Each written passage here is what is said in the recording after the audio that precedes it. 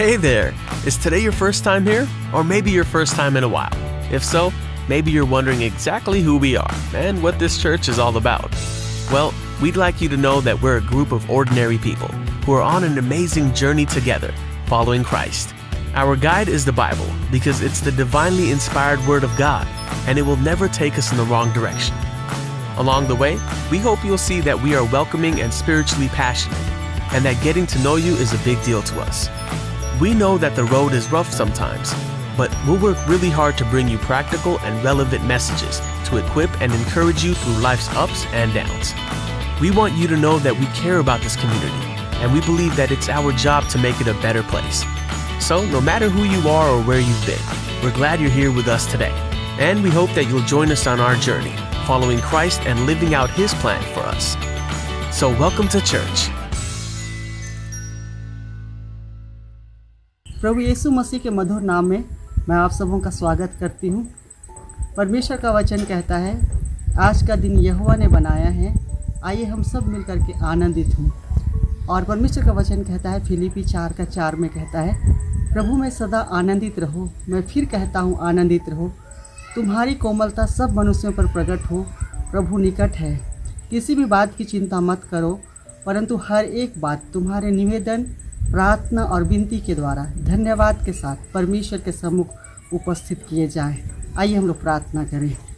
दया अनुग्रह से भरा परमेश्वर, हम तेरे चरणों के पास आते हैं। हम धन्यवाद देते हैं आज के इस दिन को तूने जी उठने के द्वारा पवित्र किया प्रभु परमेश्वर, और हम पवित्र विश्राम मार्ग को हम लोग स्मरण कर पाते हैं प्रभु, जिसके लिए हम तेरा धन्यवाद करते हैं। हम धन्यवाद देते हैं प्रभु जी, पिछले सप्ताह भर तूने हम सब की रक्षा रखवाली हिफाजती की, अब तक तूने संभाला है प्रभु परमेश्वर, इसके लिए हम तेरा धन्यवाद करते हैं प्रभु परमेश्वर। और हम धन्यवादित हैं तेरे तमाम दया उपकारों के लिए जो तूने हमारे जीवन में किए प्रभु परमेश्वर। हम धन्यवादित हैं प्रभु परमेश्वर, हम सभी जीवित हैं, ये सब कुछ तेरा अनुग्रह है, इसके लिए हम तेरा धन्यवाद करते हैं। और आज के इस दिन को प्रभु परमेश्वर तूने हमें दिया है प्रभु परमेश्वर, और हम चाहते हैं कि आज के इस दिन में हम तेरी आराधना करें, तेरी स्तुति करें, तेरी तारीफ़ करें। पवित्र आत्मा हमारे बीच में उपस्थित हो प्रभु जी। हर आशीष रोकने वाली बातें यीशु मसीह नासरी के नाम से चाहती रहे प्रभु परमेश्वर। हम जब थोड़ी देर मिलकर के तेरी स्तुति के गीतों को गाते हैं, पवित्र आत्मा हमारे बीच में तो उपस्थित हो, आत्मा और सच्चाई से हम तेरी आराधना कर सकें और हम तेरी महिमा कर सकें। सब बातों के लिए आदर और महिमा तुझे देते हुए आज के इस दिन को तेरे सामर्थ्य हाथ में समर्पित करते हुए दुआ मांगते हैं हमारे जीवित उद्धारकर्ता प्रभु यीशु मसीह के नाम से, आमीन। आइए अभी हमारे लिए यह आराधना का समय है। थोड़ी देर हम परमेश्वर की स्तुति के गीतों को गाएंगे। हम जहाँ कहीं भी हैं स्वतंत्रता पूर्वक हम परमेश्वर की आराधना करें, उसकी स्तुति करें और उसकी तारीफ करें। आप सबों को हमारा मसीह नमस्कार, जय मसीह की, प्रेज द लॉर्ड। प्रभु ने फिर एक बार हमारे जीवन में ये अवसर दिया है, हम सबों पर अनुग्रह किया है कि हम उसके चरणों में आ सके, उसकी आराधना करें। आइए हम उस गीतों को गाते हुए उसके नाम की स्तुति करें। रिवाइवल सॉन्ग बुक में से 335 नंबर 335, हो जय जयकार करें। जय जयकार करे,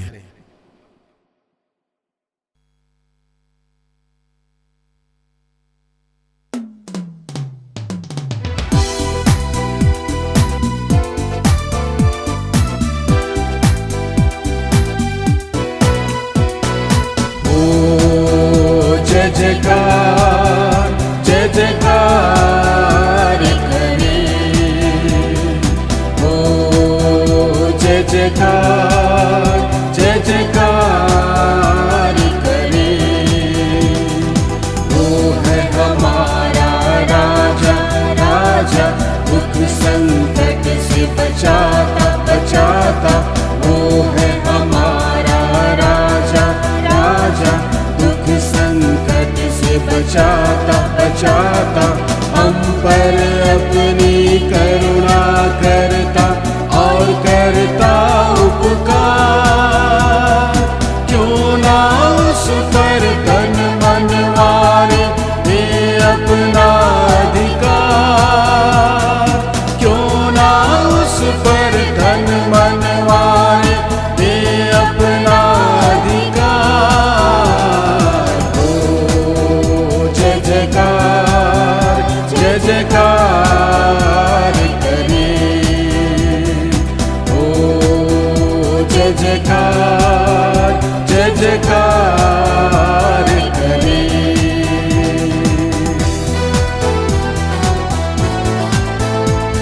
स्वर्ग है उसका सिंहासन और पृथ्वी बनी है आसन। नभ भी उसकी महिमा बताए, हस्तकला है अपार। स्वर्ग है उसका सिंहासन सिंहासन, पृथ्वी बनी है आसन आसन। स्वर्ग है उसका सिंहासन सिंहासन, पृथ्वी बनी है आसन आसन। नभ भी उसकी महिमा बताए, हस्तकला है अपार। सारी सृष्टि उसकी रचना, उसका ही प्रताप।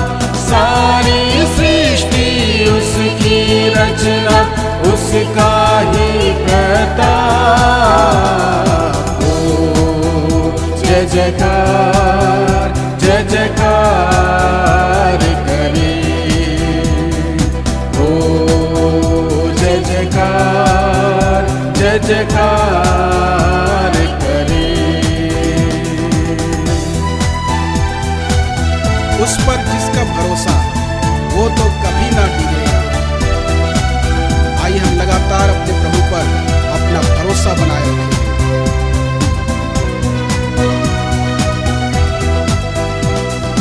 उस पर जिसका भरोसा भरोसा, वो तो कभी ना डिगेगा डिगेगा। उस पर जिसका भरोसा भरोसा, वो तो कभी ना डिगेगा डिगेगा। चाहे बीमारी चाहे गरीबी चाहे हो अकाल, सब संकट से सब कष्टों से वो ही लगाएगा पार। सब संकट से सब कष्टों से वो ही लगाएगा पार। हो जय जयकार जय जयकार करे, हो जय जयकार जय जयकार करे, जय जयकार करे। हो जय जयकार जय जयकार करे, हो जय जयकार जय जयकार करे।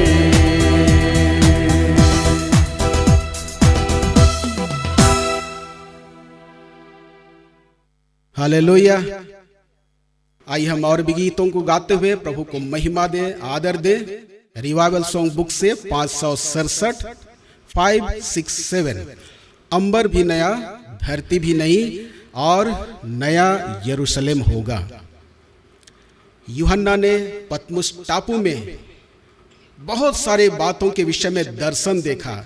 और अगर हम लोग पढ़ेंगे प्रकाशित वाक्य 21 अध्याय, तो वहां पर वो कहता है कि फिर मैंने नए आकाश और नई पृथ्वी को देखा, पवित्र नगर नए यरूशलेम को स्वर्ग से परमेश्वर के पास से उतरते देखा। फिर वो इस बात को भी देखता है कि हमारा परमेश्वर जो है अपने लोगों की आंखों से सब आंसू पोंछ डालेगा। इसके बाद मृत्यु नहीं रहेगी और ना शोक रहेगा, ना विलाप रहेगा, ना पीड़ा रहेगी। सब पहली बातें जाती रहेंगी। और हम मसीहियों का यही विश्वास है। और आइए अपने विश्वास का अंगीकार करते हुए इस गीत को गाएं। अंबर भी नया धरती भी नई।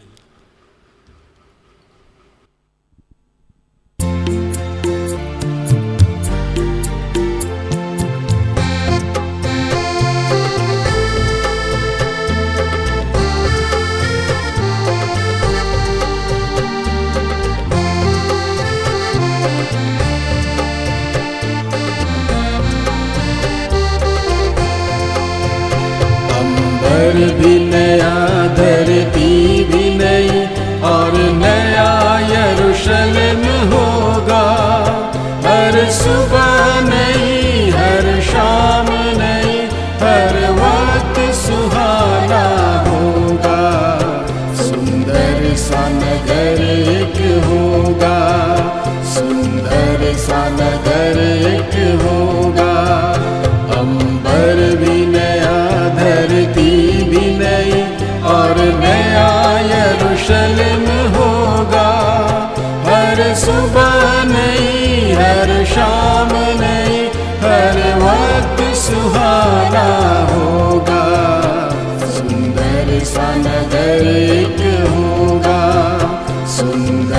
सा नगर एक होगा।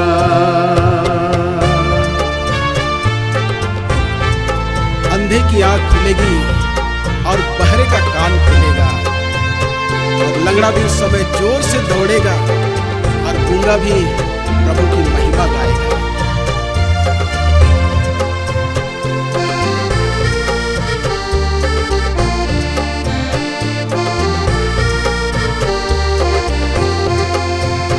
अंधे की आंख खुलेगी, बहरे का कान खुलेगा। अंधे की आंख खुलेगी, बहरे का कान खुलेगा। दौड़ेगा जोर से लंगड़ा, गूंगा महिमा गाएगा। दौड़ेगा जोर से लंगड़ा, गूंगा महिमा गाएगा। कोई कष्ट नहीं, आंसू भी नहीं, बस प्यार ही प्यार होगा। हर सुबह नहीं, हर शाम नहीं, हर वक्त सुहाना होगा।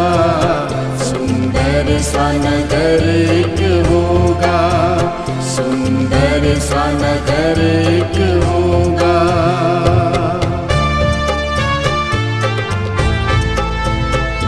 सूरज भी उस समय नहीं डूबेगा, चांद भी नहीं सोएगा, और कभी भी अंधेरा ना होगा। और सच्चाई यही है कि वहां पर पाप का नाम भी नहीं होगा।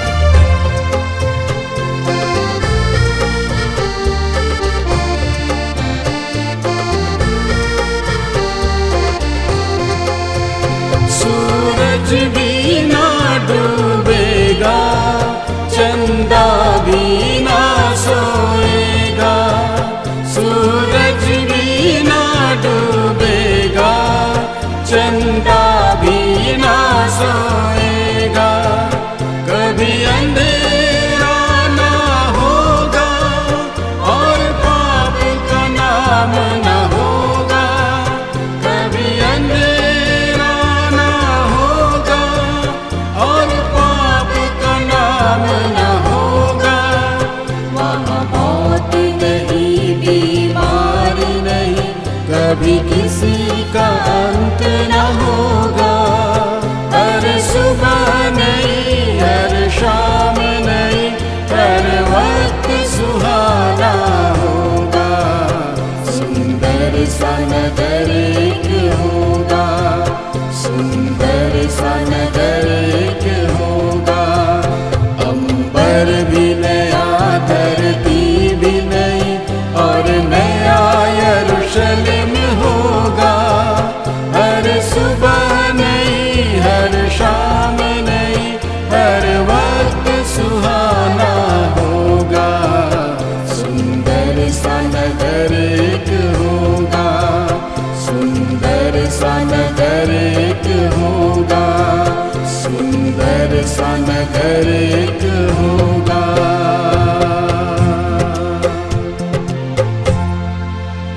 हालेलुया।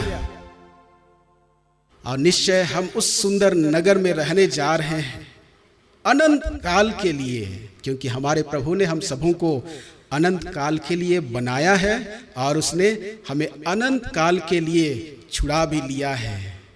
प्रभु को महिमा मिले। और आइए इस समय हम लोग एक भजन को पढ़ते हैं, भजन संहिता।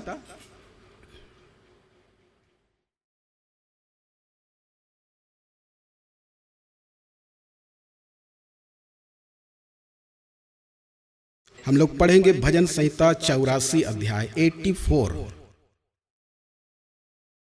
हम लोग इस समय इस भजन को एक साथ पढ़ेंगे।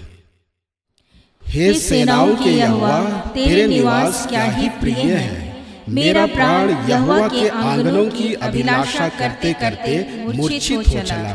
मेरा तन मन दोनों जीवते परमेश्वर को पुकार रहे। हे सेनाओं के यहोवा, हे मेरे राजा और मेरे परमेश्वर, तेरी वेदियों में गौरैया ने अपना बसेरा और शूपा बेनी ने घोंसला बना लिया है, जिसमें वह अपने बच्चे रखे। क्या ही धन्य है वे जो तेरे भवन में रहते हैं, वे तेरी स्तुति निरंतर करते रहेंगे। क्या ही धन्य है वह मनुष्य जो तुझसे शक्ति पाता है, और वे जिनको सियोन की सड़क की सुधि रहती है।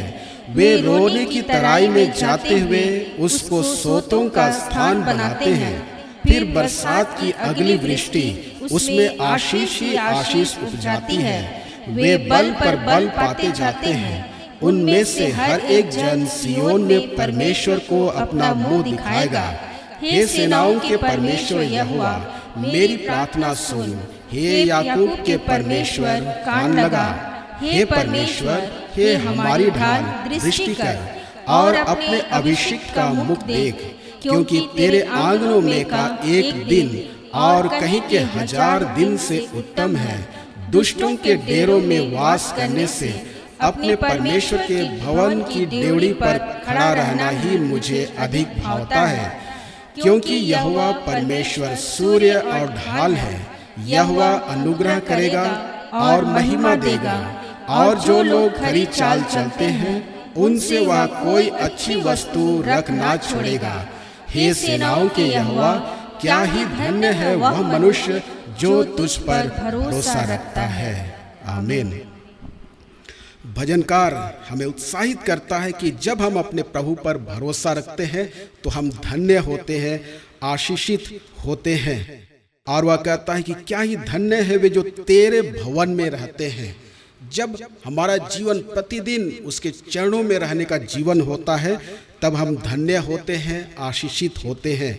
और कहता है कि वे तेरी स्तुति निरंतर करते रहेंगे। 7 पद कहता है कि वे बल पर बल प्राप्त करते जाते हैं। जो लोग प्रभु के चरणों में लगातार बने रहते हैं, उसके साथ बने रहते हैं, वे लगातार अपने प्रभु परमेश्वर से बल पाते जाते हैं। तो आइए हम लोग लगातार उसके आंगनों में बने रहें, उसके चरणों में बने रहें और उसकी महिमा में हमारा जीवन सदा बना रहे। आइए इस गीत को गाते हुए हम लोग अपने प्रभु की आराधना करें। रिवाइवल सॉन्ग बुक से गीत नंबर 557 557। हे स्वर्गीय पिता, तेरे नाम की स्तुति हो।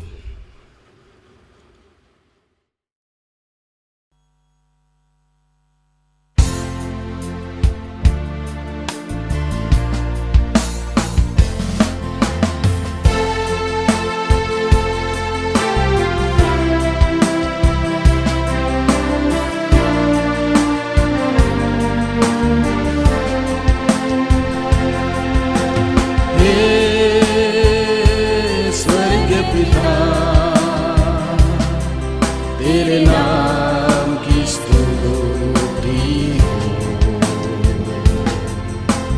हे जीवन दाता, तेरे सम्मुख आते हम। हे स्वर्गीय पिता, तेरे नाम की स्तुति हो।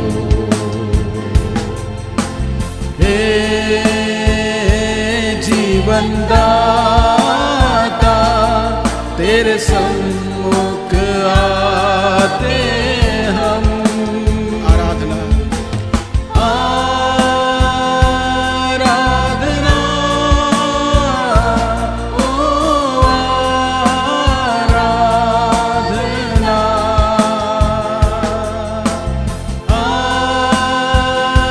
आराधना ओ आराधना।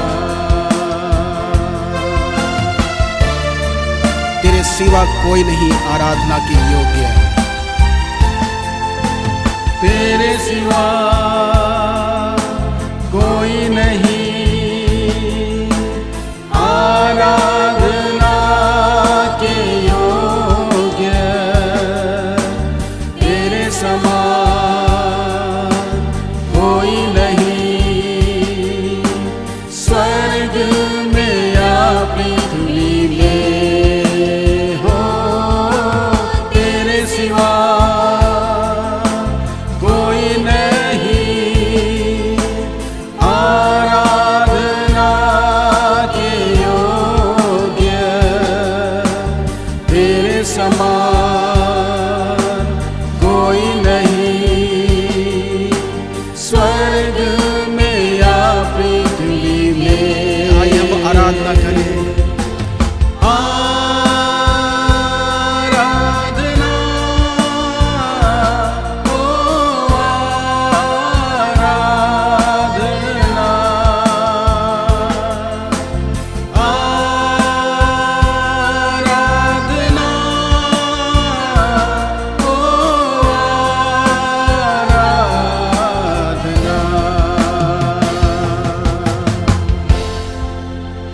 प्रभु, तेरे समान कोई नहीं है।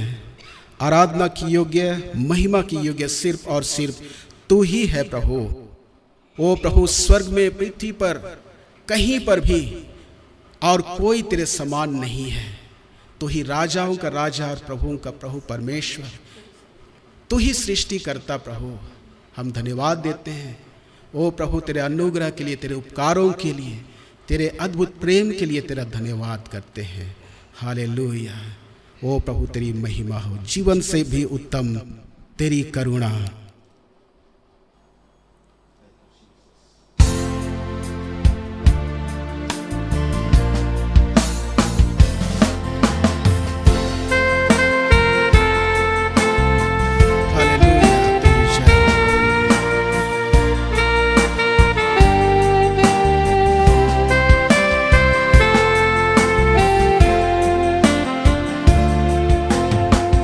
जीवन से भी उत्तम तेरी करुणा, जीवन से भी उत्तम तेरी करुणा।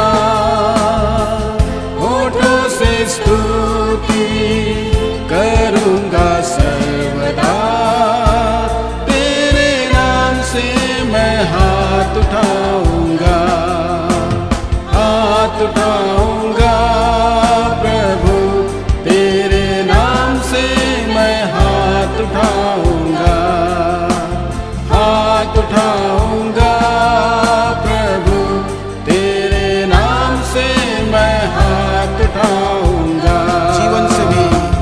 जीवन से भी उत्तम तेरी करुणा, जीवन से भी उत्तम तेरी करुणा।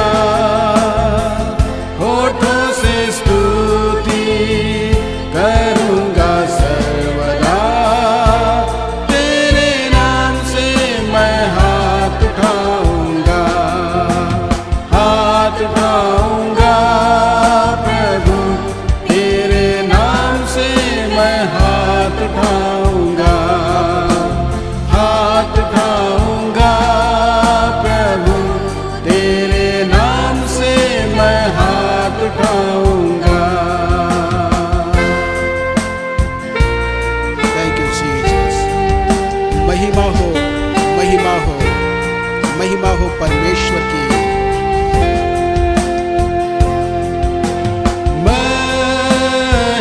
महिमा हो, महिमा हो, महिमा हो परमेश्वर की। महिमा हो स्वर्ग में, महिमा हो स्वर्ग में, पृथ्वी पर, महिमा हो पृथ्वी पर, मंदिर में, महिमा हो मंदिर में। यीशु यीशु तेरी महिमा हो,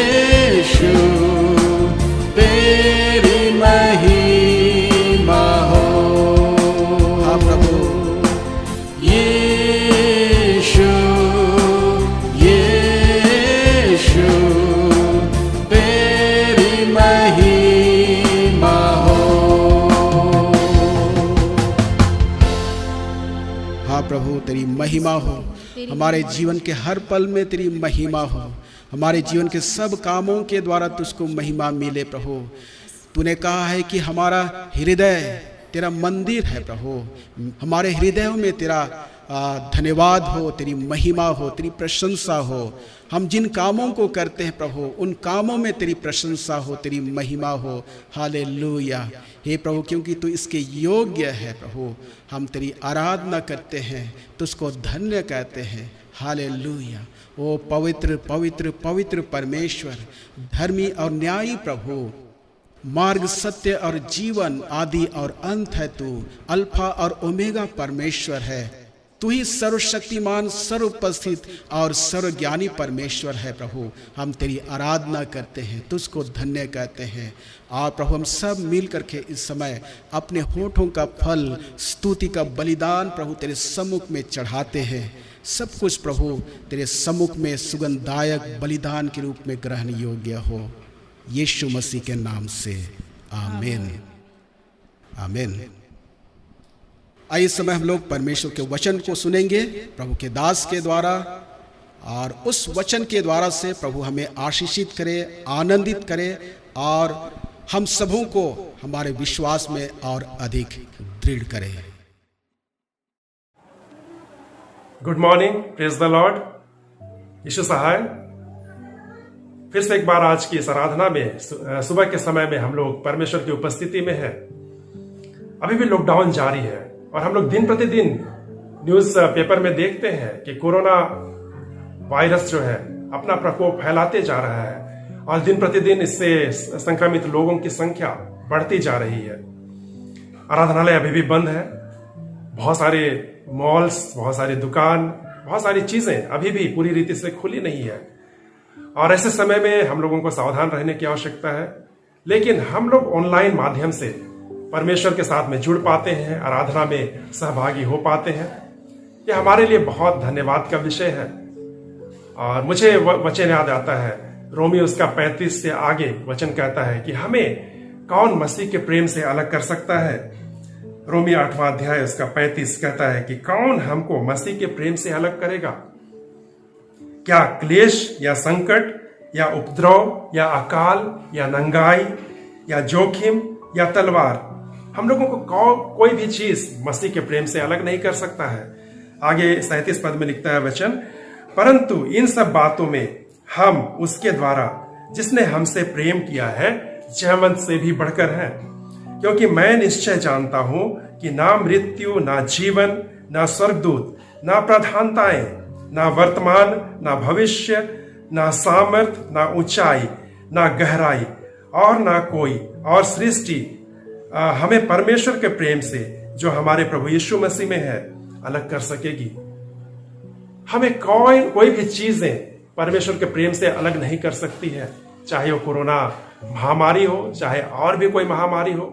अंत के दिनों में बहुत सारे संकट आएंगे, लेकिन ये ऑनलाइन के माध्यम से मैं इस बात को याद कर पा रहा हूं, मैं इस बात को सोच पा रहा हूं कि हमें मसीह के प्रेम से कौन अलग कर सकता है, हमें आराधना में सहभागी होने से कौन अलग कर सकता है। अंत के दिनों में जब वचन हमसे छीन लिया जाएगा, बहुत सारे देशों में वचन प्रचार बैन है, बहुत सारे देशों में बाइबल की बिक्री बंद है, वहां पर बाइबल की बिक्री करना, प्रचार करना गैर कानूनी है।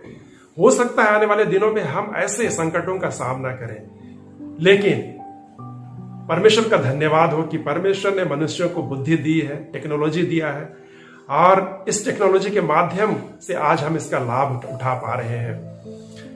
वचन हो सकता है हमारे प्रत्यक्ष रूप से बाइबल को ले लिया जाए, लेकिन जो वचन हमारे मन में है, जो वचन आज गूगल में है, टेक्नोलॉजी में इतने सारे स्पिरिचुअल चीजें हैं कि उन सारी चीजों को हमसे दूर करना मुश्किल है।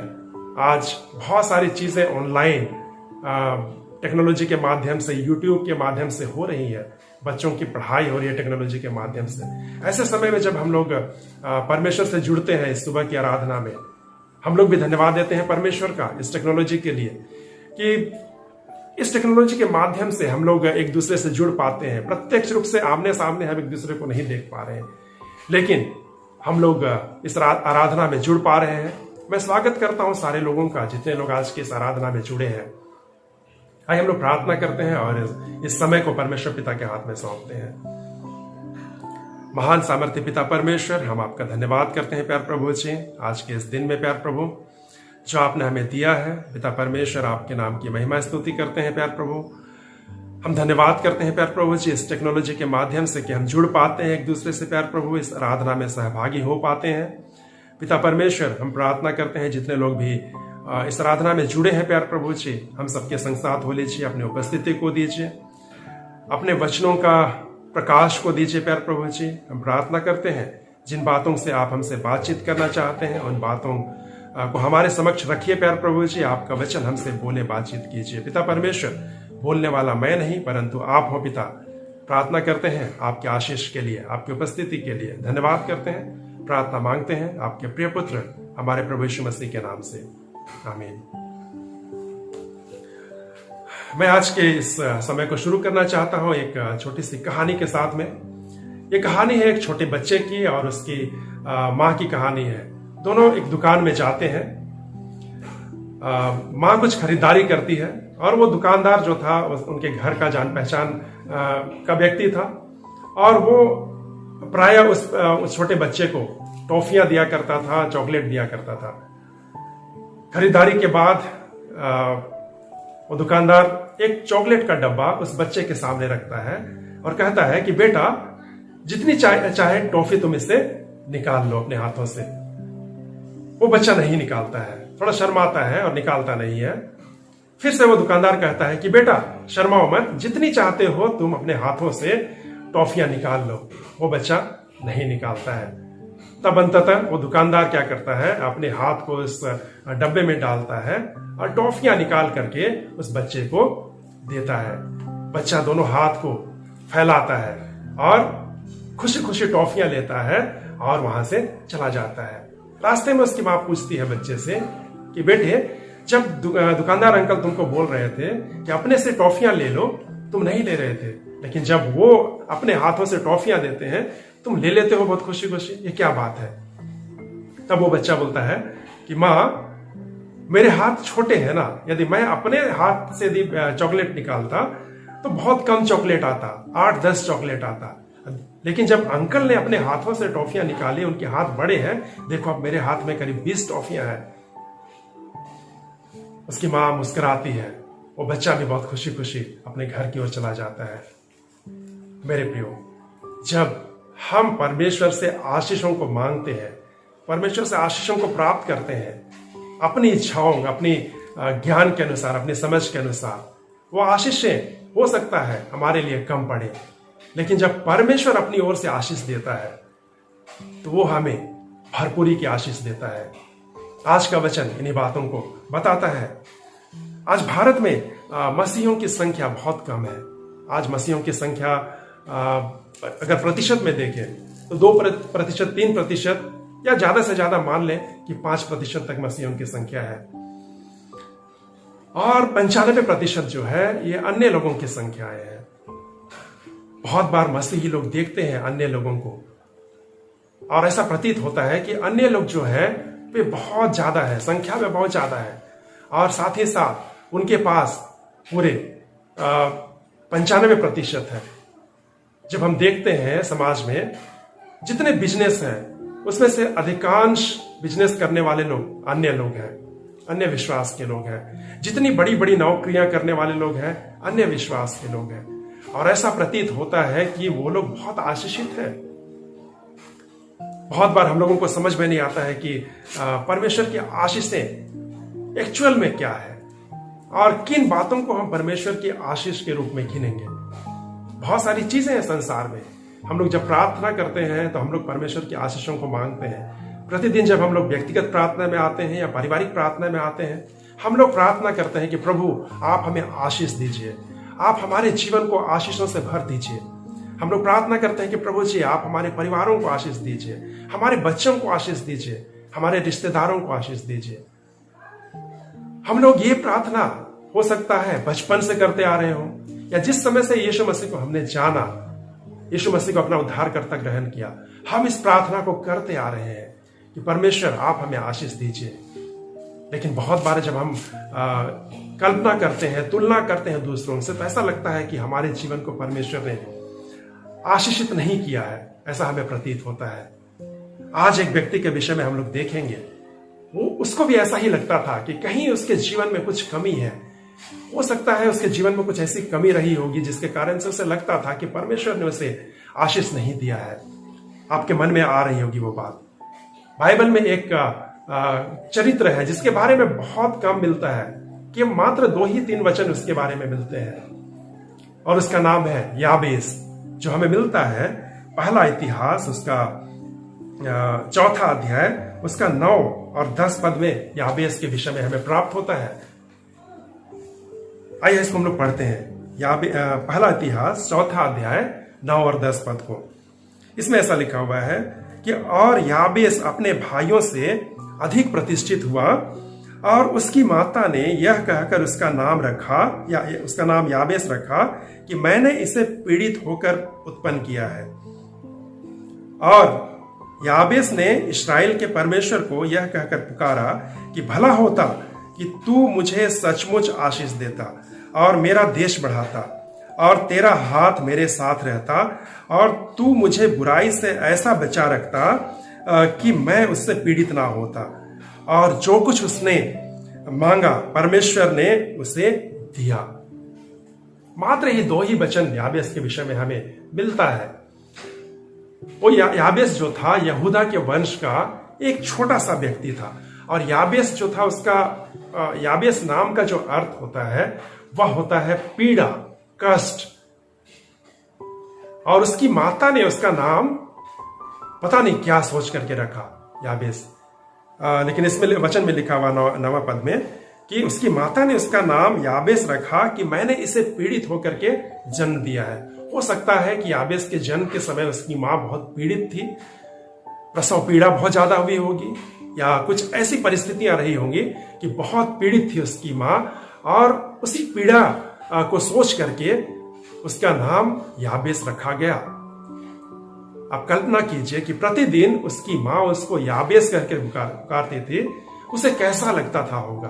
प्रतिदिन उसकी मां, उसके भाई, उसके पिता, उसके घराने के लोग उसे पीड़ा, कष्ट कहकर पुकारते थे, उसे बहुत बुरा लगता था होगा। लेकिन 9वें पद में यह भी बताता है वचन कि वह अपने सभी भाइयों में बहुत प्रतिष्ठित हुआ।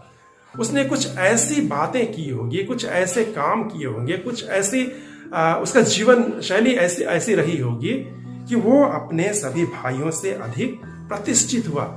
जरूर उसका नाम पीड़ा था। प्रतिदिन वो अपने नाम को सुन करके वो कष्ट में जीवन व्यतीत करता था होगा। प्रतिदिन वो उसको पीड़ा होती थी होगी अपने नाम को सुन करके। यदि प्रतिदिन कोई हमें पीड़ा या कष्ट कह के पुकारे तो हमें यह बात वो याद दिलाने के लिए होंगी कि मैं दूसरों के लिए कष्ट का कारण हूं। और मुझे लगता है इसी कारण से जो 10वां पद में हम पाते हैं याबेस की प्रार्थना के विषय में, कि उसने प्रार्थना किया परमेश्वर से और परमेश्वर उसकी प्रार्थना को सुना और सब भाइयों में से वह अधिक प्रतिष्ठित हुआ। आज उसी याबेस के विषय में हम लोग देखेंगे। याबेस ने 4 प्रार्थनाएं की, 4 बातों को परमेश्वर से मांगा। याबेस की जो प्रार्थना है 10वां पद में, उसके 4 भाग, उसको हम लोग 4 भाग में बांट करके देखेंगे। आइए हम लोग 10वां पद को फिर से पढ़ते हैं। और याबेस ने इस्राएल के परमेश्वर को यह कहकर पुकारा कि भला होता कि तू मुझे सचमुच की आशीष देता। उसकी पहली प्रार्थना थी कि भला होता कि तू मुझे सचमुच की आशीष देता। दूसरी प्रार्थना उसकी है कि और मेरा देश बढ़ाता। दूसरी प्रार्थना उसकी है कि और मेरा देश बढ़ाता। तीसरी प्रार्थना है कि और तेरा हाथ मेरे साथ रहता। चौथी प्रार्थना, और तू मुझे बुराई से ऐसा बचा रखता कि मैं उससे पीड़ित ना होता। ये 4 प्रार्थनाएं याबेस ने की और अंत में वचन बताता है कि और जो कुछ उसने मांगा परमेश्वर ने उसे पूरा किया। और इसी कारण से वो याबेस अपने भाइयों में सबसे अधिक प्रतिष्ठित भी हुआ। आइए एक एक करके हम इन 4 प्रार्थनाओं को देखेंगे और इससे हम सीखेंगे आज कि परमेश्वर हमसे क्या कहना चाहते हैं, परमेश्वर हमें क्या बताना चाहते हैं। पहली प्रार्थना जो है कि भला होता कि तू मुझे सचमुच की आशीष देता। ये एक संपन्नता के विषय में बात करता है। यदि हम लोग व्यवस्था विवरण को देखेंगे, उसके 24 अध्याय को देखेंगे, बहुत सारे आशीषों के विषय में बताया गया है। बहुत सारे आशीषों का वर्णन वहां किया गया है। उन बातों को हम आज नहीं देखेंगे, आप पढ़ सकते हैं व्यवस्था विवरण उसका 24 अध्याय, और बहुत सारे अध्यायों में इसके विषय में बताया गया है, आशीषों के विषय में। यह एक संपन्नता की प्रार्थना है, एक रियल ब्लेसिंग की प्रार्थना है। याबेस कह रहा है कि भला होता है कि तू मुझे सचमुच की आशीष देता। और मुझे लगता है कि जरूर उसका जीवन जो था कुछ कमी में था, उसके जीवन में कुछ कमी थी, उसके जीवन में कुछ घटी थी। हो सकता है उसके जीवन में आर्थिक संपन्नता नहीं थी। परमेश्वर चाहता है आर्थिक संपन्नता देने के लिए। परमेश्वर चाहता है हमारे जीवन को भरपूरी की आशीष देने के लिए। और हम भी जब संसार में देखते हैं दूसरों को आर्थिक रूप से लोग संपन्न रहते हैं, हमें लगता है कि वे बहुत आशीषित हैं। आइए एक वचन निकालते हैं, नीति वचन उसका 10वां अध्याय 22 पद। इसमें वचन कहता है, नीति वचन 10वां अध्याय 22 पद में लिखा हुआ है कि धन यहोवा की आशीष ही से मिलता है और वह उसके साथ दुख नहीं मिलाता। जो धन है, जो संपन्नता है, वो यहोवा की आशीष से ही मिलता है और वह उसके साथ दुख नहीं मिलाता। यदि हम आर्थिक रूप से संपन्न हैं, साथ ही उसके साथ परमेश्वर ने यदि दुख नहीं मिलाया है, तो ये हमारे लिए एक बहुत बड़ी आशीष की बात है।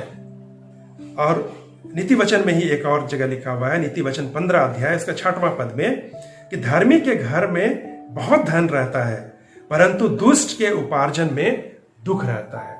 धर्मी के घर में बहुत धन रहता है परंतु दुष्ट के उपार्जन में दुख रहता है।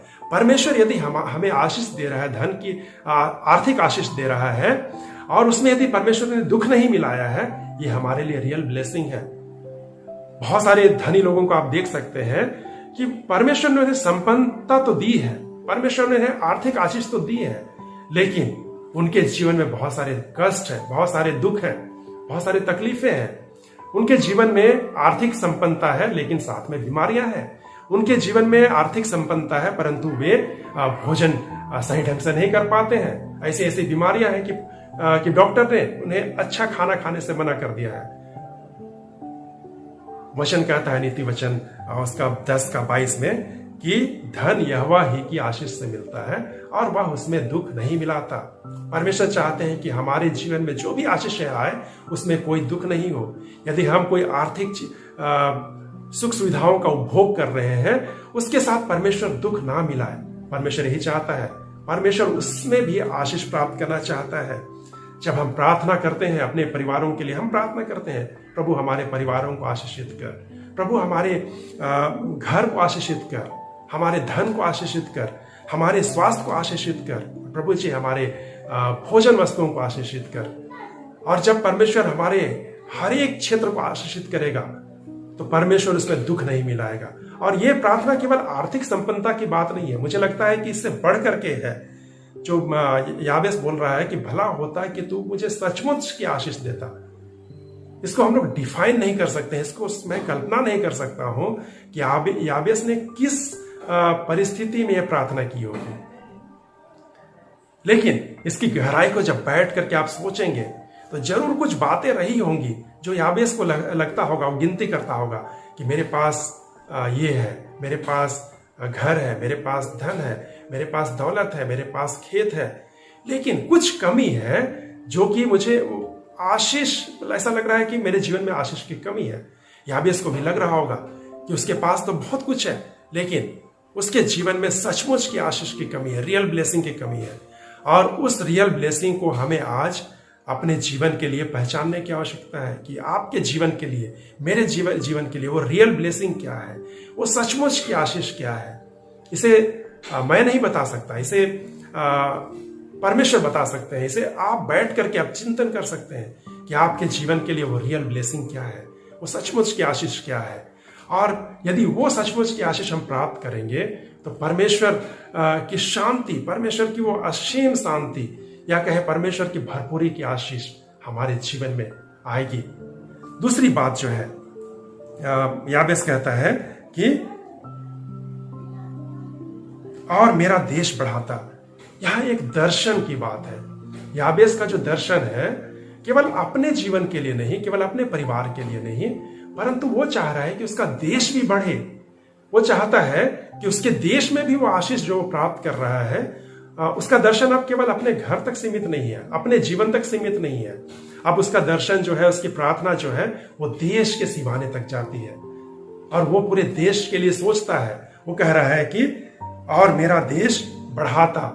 वो अपने सीमाने को बढ़ाने की बात कह रहा है, वो अपने दर्शन को बढ़ाने की बात कह रहा है। और उसका दर्शन अब परिवार से, अपने जीवन से, अपने समाज से निकल करके देश तक जाता है। आज हमें देश के लिए भी सोचने की आवश्यकता है कि प्रभु आप मेरे देश को भी बढ़ाइए, आप मेरे देश को भी उन्नति दीजिए, आप मेरे देश के हर एक लोगों को उन्नति दीजिए। आज जब हम अपने भारत देश की कल्पना करते हैं, उसके बारे में हम लोग समाचार में पढ़ते हैं, प्रतिदिन के समाचार पत्र में हम लोग देख रहे हैं कि कोरोना महामारी से पूरे विश्व की अर्थव्यवस्था पूरी तरह से ध्वस्त हो गई है।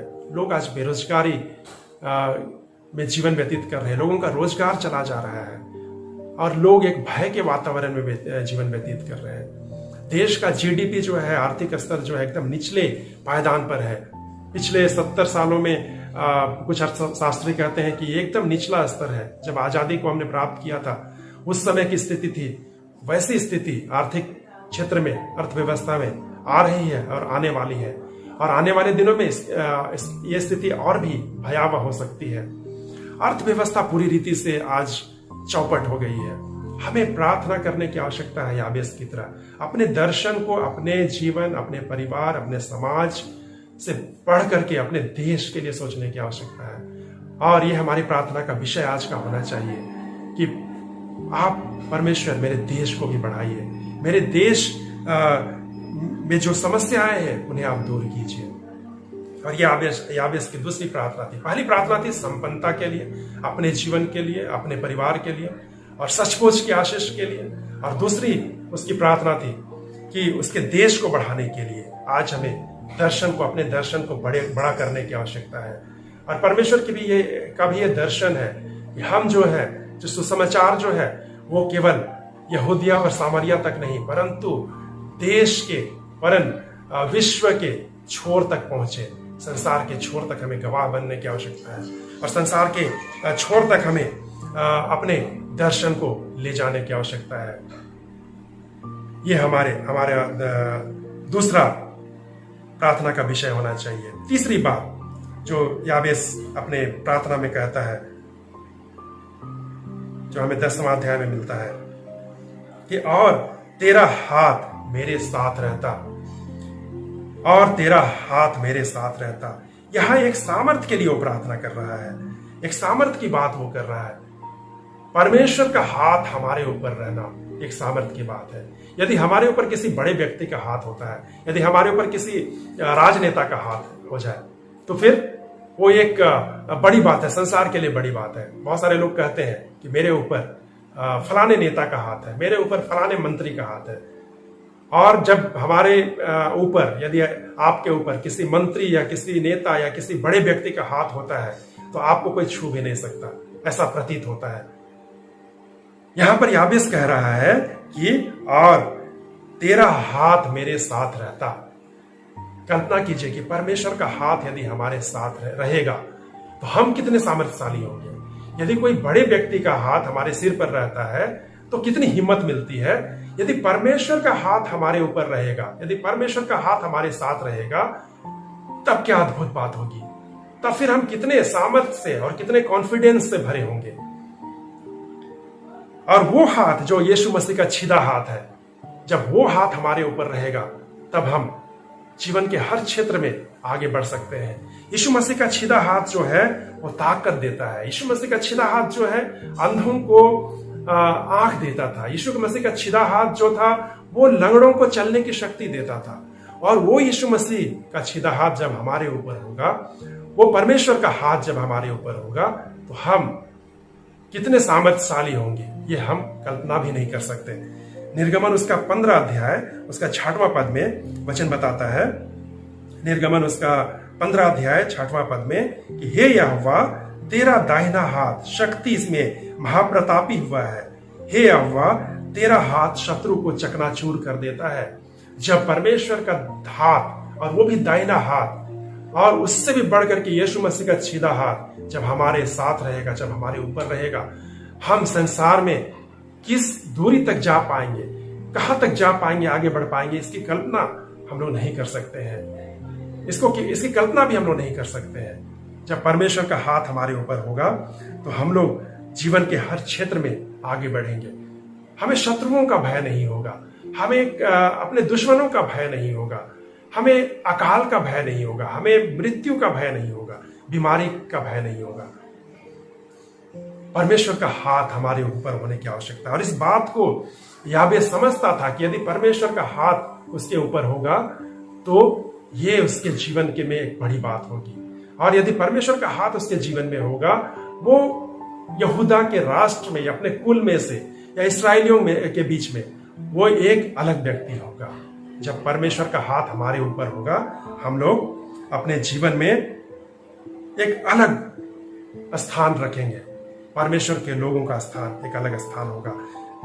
भजन संहिता 7वां अध्याय, भजन संहिता 138 अध्याय उसका 7वां पद में भी इसी तरह की बातें हैं। भजन संहिता 138 अध्याय उसका 7वां वचन कहता है कि चाहे मैं संकट के बीच में रहूं तो भी तू मुझे जिलाएगा, तू मेरे क्रोधित शत्रुओं के विरुद्ध हाथ बढ़ाएगा और अपने दाहिने हाथ से मेरा उद्धार करेगा।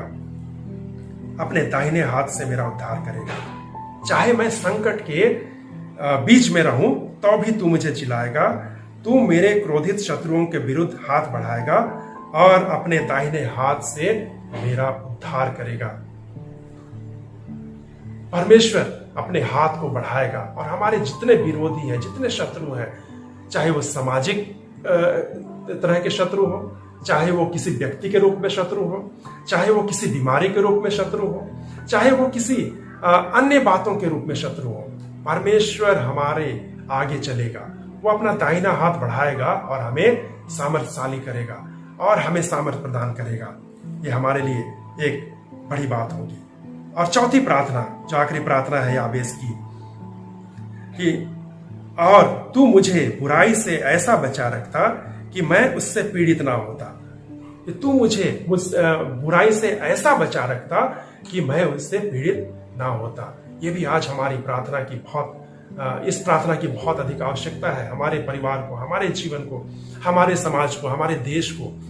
कि जब संसार जो है बहुत तरह की बुराइयों में, बहुत तरह के पापों में फंसा हुआ जीवन व्यतीत करता है, हमारी प्रार्थना का विषय होना चाहिए कि परमेश्वर तू हमें और हमारे समाज को, हमारे परिवार को, हमारे देश को बुराई से ऐसा बचा रख कि हम उससे पीड़ित ना हो। याबेस अपने लिए प्रार्थना कर रहा है कि तू मुझे बुराई से ऐसा बचा रख कि मैं उससे पीड़ित ना होता। आज बुराई से बचने के लिए, गलत चीजों से बचने के लिए बहुत सारे कानून हैं। देश में बहुत सारे कानून बने हुए हैं, सामाजिक स्तर पर बहुत सारे कानून बने हुए हैं। लोग गलत बातों से बचने के लिए सीसीटीवी कैमरा लगाते हैं। बहुत सारे लोग कुत्ते पालते हैं कि उनके समीप में कोई गलत लोग ना आए, गलत चीजें ना आए। सुरक्षा के लिए वो लोग बहुत सारी व्यवस्था करते हैं।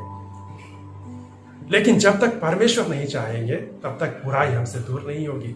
जब तक परमेश्वर नहीं चाहेंगे दुश्मन हमारा कुछ नहीं कर सकता है। और याबेस इस बात को समझता था कि बुराई से रहित जीवन केवल परमेश्वर प्रदान कर सकते हैं। बहुत सारे लोग हैं जो अपनी सामर्थ्य से आज बुराई से दूर जीवन व्यतीत करना पसंद करते हैं। बहुत सारे लोग प्रयास करते हैं योग के माध्यम से, चिंतन के माध्यम से और अन्य माध्यमों से कि वो बुराई से दूर का जीवन व्यतीत करें। लेकिन मसीहियों के लिए ये बात जानने की आवश्यकता है। याबेस इस बात को जानता था कि परमेश्वर की सहायता के बिना वो बुराई से रहित जीवन, दोष रहित जीवन प्राप्त नहीं कर सकता है। और हम मसीही लोग भी यीशु मसीह के बिना उस जीवन को प्राप्त नहीं कर सकते हैं, बुराई से रहित जीवन को प्राप्त नहीं कर सकते हैं। हमें इसके लिए यीशु मसीह की अनुग्रह की आवश्यकता है। और यीशु मसीह कहते हैं कि मेरा अनुग्रह तेरे लिए काफी है। जब पतरस अपने आत्मिक जीवन में कमजोर हो रहा था, घबरा रहा था, वचन कहता है, वचन बताती है इस बात को, परमेश्वर उससे कहता है कि पौलुस, मेरा अनुग्रह तेरे लिए काफी है। और परमेश्वर का अनुग्रह हमारे लिए काफी है। भजन संहिता 34 जो है, ये एक प्रार्थना है। भजन संहिता 34, इसमें बहुत सारी प्रार्थनाएं हैं। जब इस वचन को हम लोग पढ़ेंगे, इस भजन को हम लोग पढ़ते हैं, इसमें बहुत सारी प्रार्थनाओं को दिया गया है। दाऊद जो है बहुत सारी प्रार्थनाओं को करता है। और आइए हम लोग निकालते हैं भजन उसका 34, भजन 34, उसके कुछ पदों को हम लोग पढ़ेंगे। 4 से हम लोग पढ़ेंगे कि मैं यहोवा के पास गया, तब उसने मेरी सुन ली और मुझे पूरी रीति से निर्भय किया। जिन्होंने उसकी ओर दृष्टि की, उन्होंने ज्योति पाई और उनका मुंह कभी काला नहीं होने पाया। जब हम परमेश्वर की ओर दृष्टि करते हैं, तब हम लोग बुराई से बचे रहते हैं।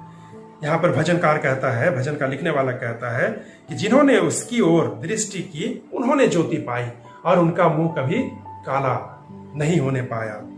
आगे वचन कहता है कि इस दिन जन ने पुकारा, तब यहोवा ने सुन लिया और उसको उसके सब कष्टों से छुड़ा लिया। यहोवा के डरवैयों के चारों ओर उसका दूत छावनी किए हुए रहता है और उन्हें बचाता है। परख कर देखो यहोवा कैसा भला है, क्या ही धन्य है वह पुरुष जो उसकी शरण लेता है। हे यहोवा के पवित्र लोगों, उसका भय मानो, क्योंकि उसके डरवैयों को किसी बात की घटी नहीं होती। 10वां वचन कहता है कि जवान सिंहों को तो घटी होती है, वे भूखे भी रह जाते हैं, परंतु यहोवा के खोजियों को किसी भली वस्तु की घटी ना होगी। मेरे प्रियो, आज जब हम याबेस के जीवन से देख रहे हैं, याबेस की प्रार्थनाओं को देख रहे हैं, उसकी 4 प्रार्थनाओं को हमने देखा।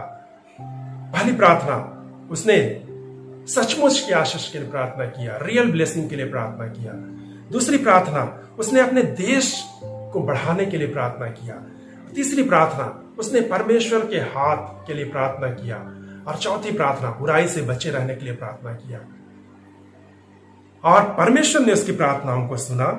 यह भजनकार भी जब लिखता है इस बात को कि दिन जन ने पुकारा, तब यहोवा ने सुन लिया और उसको उसके सब कष्टों से छुड़ा लिया।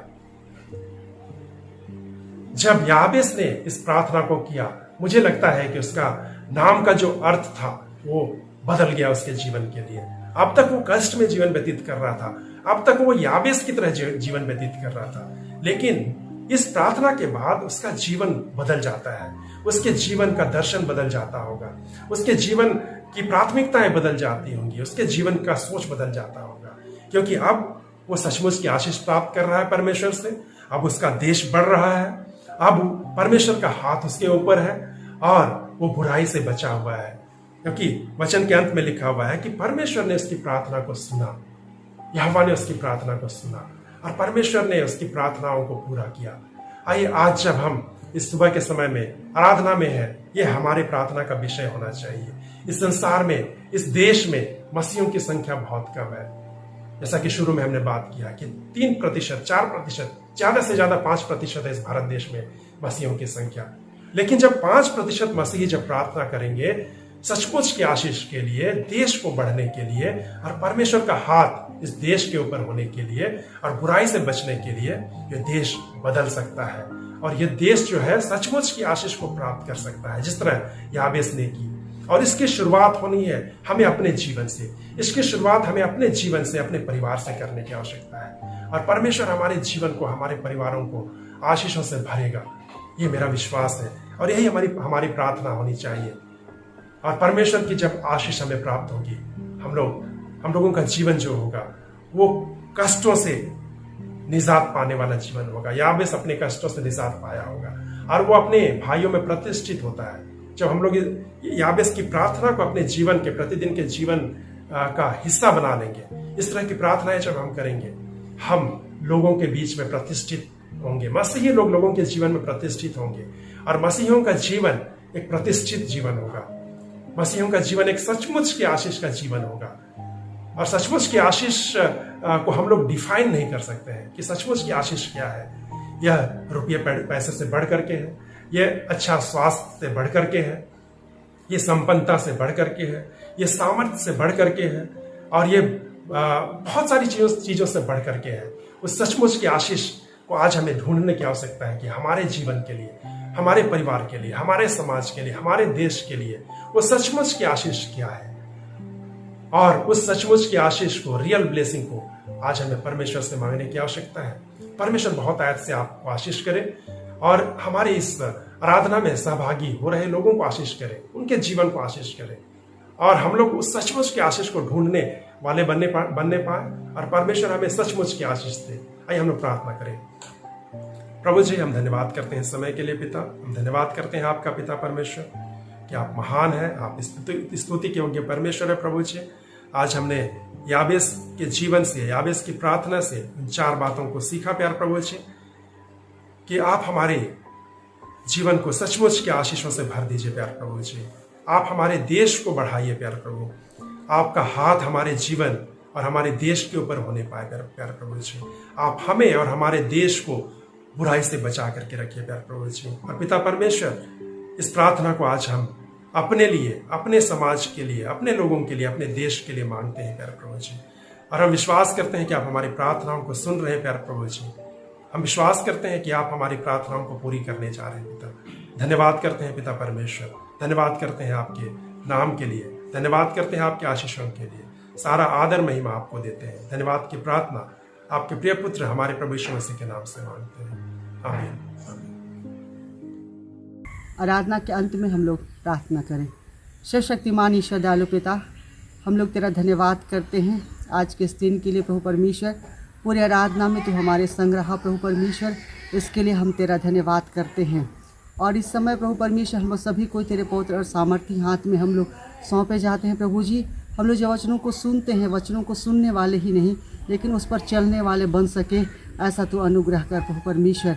और इस समय हमारी प्रार्थना है प्रभु जी कि मौसम के दुष्प्रभाव से बहुतों का तबीयत खराब है इस समय प्रभु परमेश्वर। मेरी प्रार्थना है तो अपना छिदा हुआ हाथ बढ़ा ले और तू लोगों को तो छू ले और पूरी चंगाई दे प्रभु जी।